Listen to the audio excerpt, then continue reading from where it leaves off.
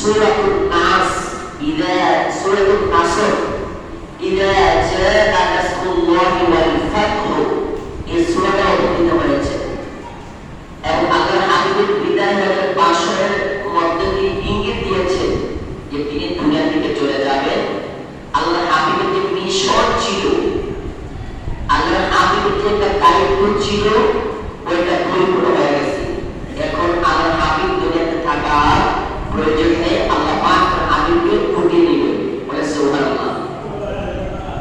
হযরত উমর ফারুক আযম রাদিয়াল্লাহু আনহু মুফাসসির কুরশিরুনি আব্দুল্লাহ ইবনে আব্বাস রাদিয়াল্লাহু আনহুকে জিজ্ঞেস করলেন যে সূরা নাসর নাযিল হওয়ার ব্যাপারে।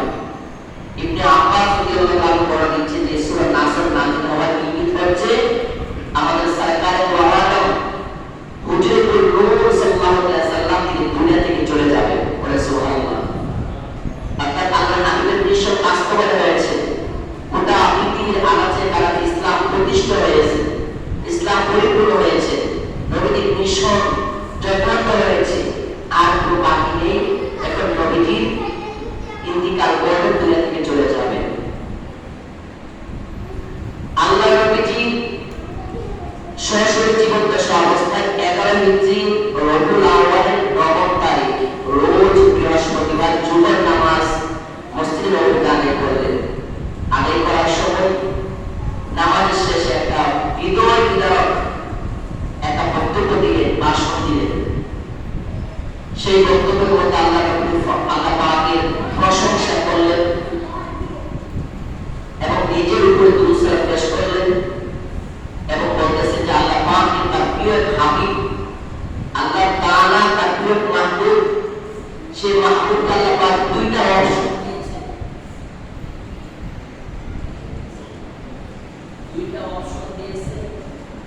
এর মধ্যে তিনি একটা অপশন গ্রহণ করেছেন। প্রথম অপশন হচ্ছে তার প্রিয় হাবিব যদি দুনিয়াতে চান থাকতেন তাহলে অনন্তকাল থাকতে পারবে, কিয়ামত পর্যন্ত থাকতে পারবে, থেকে আল্লাহ পাকের নাজ দেওয়া ভোগ করতে পারবে। আর 2 নম্বর অপশন হচ্ছে তিনি যদি চান আল্লাহ পাকের সান্নিধ্য কি আল্লাহ পাকের সংরক্ষিত নিয়ামত ভোগ করতে পারবে। আল্লাহ নবী ফরমান আল্লাহ পাকের সেই প্রিয় হাবিব, আল্লাহ পাকের সেই প্রিয় বন্ধু দ্বিতীয় অপশনটি গ্রহণ করেছেন। অর্থাৎ আল্লাহ পাকের প্রিয় হাবিব তিনি আল্লাহ পাকের সান্নিধ্য দিয়ে জান্নাতে থাকতে চাচ্ছেন। বলে সুবহানাল্লাহ। উম্মে সালমা রাদিয়াল্লাহু আনহা বর্ণনা দিচ্ছেন যে এই পৃথিবীর মধ্যে দীর্ঘ হায়াতের ইখতিয়ার, দীর্ঘ হায়াত অন্যান্য নবী রাসূলগণ 1000 800 এবং অনেক বছর জীবিত ছিলেন। উম্মে সালমা রাদিয়াল্লাহু আনহা ফরমান এই পৃথিবীর মধ্যে যাকে দীর্ঘ হায়াত দেওয়া হয়েছে, বিশাল বড় হায়াতের ইখতিয়ার দেওয়া হয়েছে, স্বাধীনতা দেওয়া হয়েছে, তিনি একমাত্র নূরুন আলা নূর নবী নূরে মুকাসসাম মুহাম্মদুর রাসূলুল্লাহ সাল্লাল্লাহু আলাইহি ওয়াসাল্লাম। কিতাবুশ শিফা শরীফে কাজী আয়াস রাহমাতুল্লাহ আলাইহি বাবু কেরামত নবীর বৈশিষ্ট্যের মধ্যে তিনি ফরমান যে আল্লাহর নবীজি যদি চাইতেন তিনি সব সময় থাকতে পারতেন, কিন্তু আল্লাহর নবীজি চেয়েছেন, এজন্য আল্লাহর নবীজি পর্দা করেছেন। আর কিতাবুশ শিফা শরীফে ফরমান যে সব কিছু মওতের অধীনে, আর মওত হচ্ছে আমাদের দয়ার নবীর অধীনে। বলে সুবহানাল্লাহ। আল্লাহ পাক ইচ্ছা করলেন তার হাবিবকে তার কাছে নিয়ে যাবেন, আল্লাহর সান্নিধ্য নিয়ে যাবেন। আল্লাহর নবীজির ওফাতের 3 দিন পূর্বে জিবরাইলকে পাঠাইলেন, হে জিবরাইল, আমি সব কিছু জানি, আমার হাবিবের কাছে যাও, আমার হাবিবকে আমার সালাম জানাও এবং আমার হাবিব কেমন আছে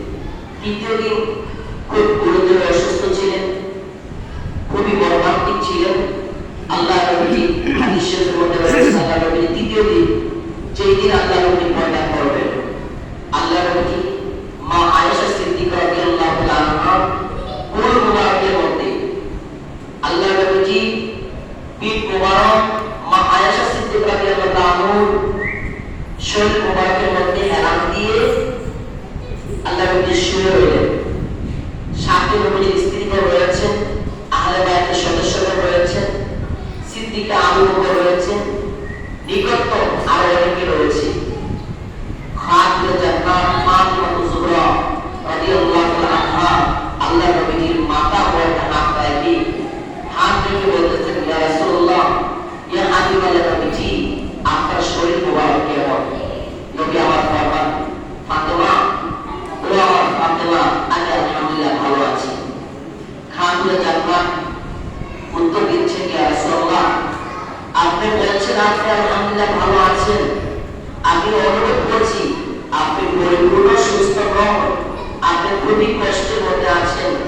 ইয়া রাসূলুল্লাহ, ইয়া হাবিবাল্লাহ, আপনি যদি দুনিয়া থেকে পর্দা করেন আমি খাদিজা জান্নাত মনে যেতে পারবো না।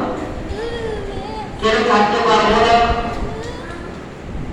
আমাকে যদি আপনি একদিন না দেখেন, আপনি সহ্য করতে পারেন, আপনি দৌড়ে আমার কাছে চলে গেছেন, কোন কারণে আপনি যদি আপনাকে যদি আমি আমাদের কাছে না যান, আমি দৌড়ে আপনার কাছে চলে এসেছি, আমিও আপনার কাছে থাকতে পারি নাই, আপনিও আমার কাছে থাকতে পারেন নাই।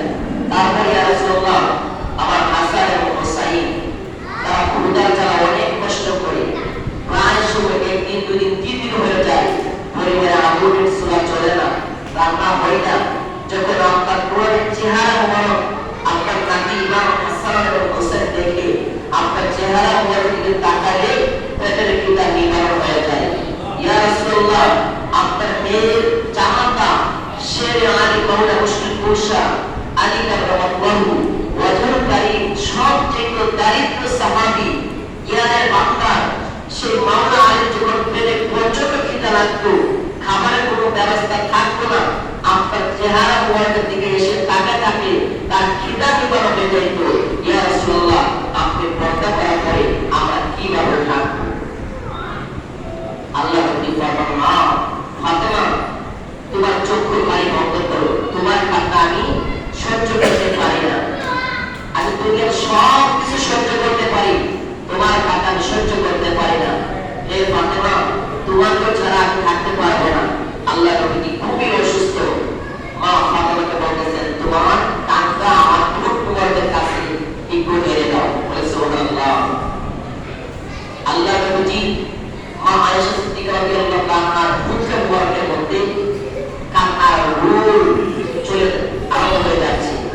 আল্লাহ নবী খাদিজা জান্নাতের কানের মধ্যে চুপি চুপি আস্তে আস্তে করে নিজের বলে দিলেন।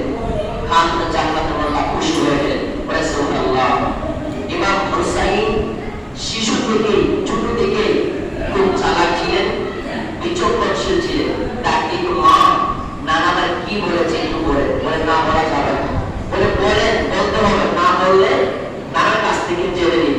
খাদিজা জান্নাত আল্লাহ রাসূলকে ইশারা করলেন, রাসূল ইশারা দিলেন, হ্যাঁ বলে দাও হুসাইনের কাছে। বলে সুবহানাল্লাহ।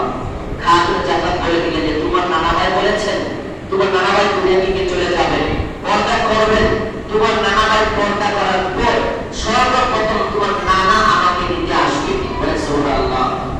দেখা যাচ্ছে আল্লাহ নবী পর্দা করার পর 6 মাসের মধ্যে খাদিজা জান্নাত দুনিয়া থেকে পর্দা করেছেন।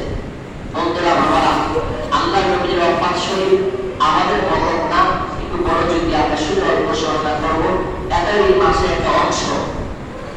আল্লাহ নবীজি সুখের দিনের স্ত্রী মা আয়েশা সিদ্দিকা রাদিয়াল্লাহু আনহা তাকে বলেন, ইয়া রাসূলুল্লাহ, নবীজি আমি লক্ষ্য করেছি আপনি খুবই অসুস্থ। আমার একটা প্রশ্ন আমি জানতে চাচ্ছি আপনার কাছে, আপনি যে যখন পর্দা করবেন আপনি কোন জায়গার মধ্যে শায়িত হবেন?